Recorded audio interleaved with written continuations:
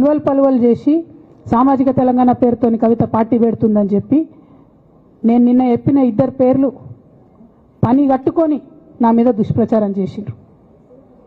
నేనేమైనా తప్పు మాట్లాడినా? బీఆర్ఎస్ పార్టీ వ్యతిరేకమా సామాజిక తెలంగాణ నినాదానికి? బీఆర్ఎస్ పార్టీకి సామాజిక తెలంగాణ అవసరం లేదా? భౌగోళిక తెలంగాణ వస్తే సరిపోతుందా? బంగారు తెలంగాణ కావాలని కేసీఆర్ గారు ఇచ్చిన నినాదమే కదా. బంగారు తెలంగాణ అంటే ఏంది? హరీష్ రావు ఇంట్లో బంగారం ఉంటే, సంతోష్ రావు ఇంట్లో బంగారం ఉంటే బంగారు తెలంగాణ అవుతుందా? కాదు కదా. ప్రతి ఒక్క సమాజం బాగుంటేనే బంగారు తెలంగాణ అవుతుంది. నేను అదే కదా మాట్లాడినా.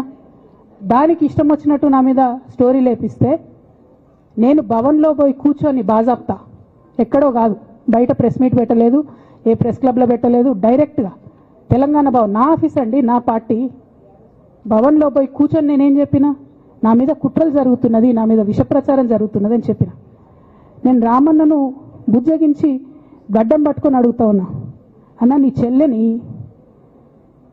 ఒక మహిళా ఎమ్మెల్సీని మన పార్టీ ఆఫీస్లో కూర్చొని నా మీద కుట్రలు జరుగుతున్నాయని నేనంటే మీరు వర్కింగ్ ప్రెసిడెంట్గా ఉన్నారన్నా ఫోన్ చేయరా అన్న? నాకు ఏమైంది బేటా, ఎందుకు బాధపడుతున్నావు అని ఫోన్ చేయరా? ఇది ఎప్పుడు జరిగిన ఇన్సిడెంటు? లేక లీక్ కాకముందు, నేను నా కొడుకు గ్రాడ్యుయేషన్కి అమెరికా పోకముందు, అంతకుముందే. మరి మీరు వర్కింగ్ ప్రెసిడెంట్ కదన్నా, నేను పార్టీ ఎమ్మెల్సీని కదా. చెల్లెలు అన్న బంధుత్వాలు పక్కన పెడదాం ఒక్క నిమిషం.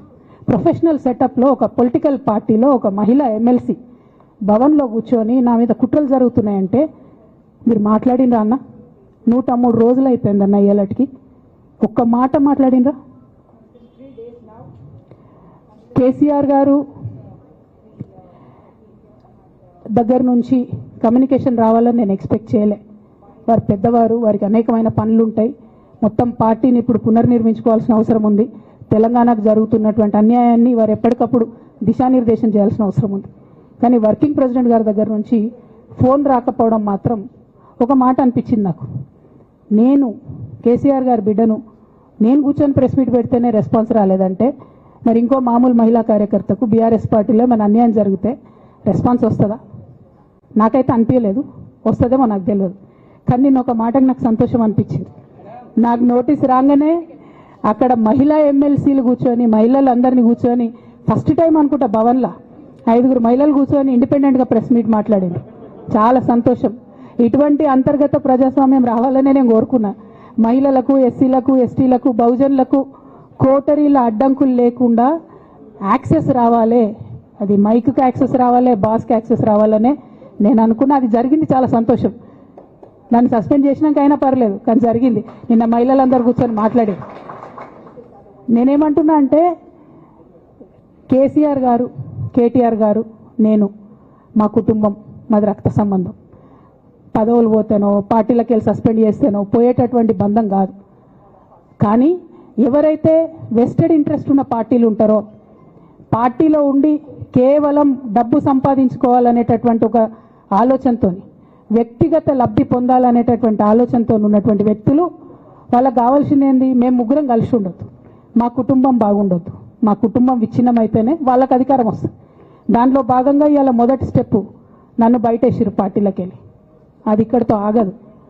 నేను గౌరవనీయులు పెద్దలు దైవ సమానులు కేసీఆర్ గారిని విజ్ఞప్తి చేస్తా ఉన్నా, మీకు ఒక సూచన చేస్తా ఉన్నా. దయచేసి మీ చుట్టూ ఏం జరుగుతున్నదో ఒకసారి చూసుకోండి నాన్న. నన్ను ఇవాళ బయటకు పంపొచ్చు, నేను మీలాగా స్ట్రేట్ ఫార్వర్డ్ ఉంటా, నిజాలు మాట్లాడతా. నేను ఉద్యమం నేపథ్యం నుండి వచ్చిన కాబట్టి నాగ్గా, ఉన్నది లేనట్టుగా, లేనిది ఉన్నట్టుగా, మోసం చేయాలని చెప్పో ఇంకోటి చేయాలని చెప్పో మాట్లాడను. స్ట్రేట్ ఫార్వర్డ్గా ఇష్యూస్ మాట్లాడతా కాబట్టి నన్ను ఇలా బలి చేసి పర్వాలే. కానీ రేపటి నాడు ఇదే ప్రమాదం రామన్నకు కూడా పొంచుంది, రేపటి నాడు ఇదే ప్రమాదం మీకు కూడా పొంచుంది. అల్టిమేట్గా బీఆర్ఎస్ పార్టీని హస్తగతం చేసుకోవడానికి జరుగుతున్నటువంటి కుట్రలో భాగంగానే ఇవాళ నన్ను ఎలిమినేట్ చేయడం జరిగింది. నేను ఇవాళ ఓపెన్గా అడుగుతా ఉన్నాను, హరీష్ రావు గారికి నేను సూటి ప్రశ్న వేస్తున్నా, ఈ రాష్ట్ర ముఖ్యమంత్రి రేవంత్ రెడ్డి గారు కూడా నేను సూటి ప్రశ్న వేస్తున్నా. నా మీద కుట్రలు ఎప్పటి నుండి ప్రారంభమైనాయి? ఎప్పుడైతే హరీష్ రావు గారు, రేవంత్ రెడ్డి గారు ఒకే ఫ్లైట్లో హైదరాబాద్ నుండి ఢిల్లీకో, ఢిల్లీ నుండి హైదరాబాద్లో ఒకే ఫ్లైట్లో వాళ్ళిద్దరు ప్రయాణం చేసి వచ్చినప్పుడు హరీష్ రావు గారు, రేవంత్ రెడ్డి గారు కాళ్ళు పట్టుకొని సరెండర్ అయినాక ఈ కుట్రలు స్టార్ట్ అయినాయి, నా మీద ఈ స్టోరీలు స్టార్ట్ అయినాయి. మా కుటుంబాన్ని విడగొట్టాలనేటటువంటి కుట్ర స్టార్ట్ అయింది. నేను ఛాలెంజ్ చేస్తా ఉన్నా, రేవంత్ రెడ్డి గారు మీరు చెప్పండి, ఆ ప్రయాణం జరిగిందా జరగలేదా? హరీష్ రావు గారు మీరు చెప్పండి, ఒకే ఫ్లైట్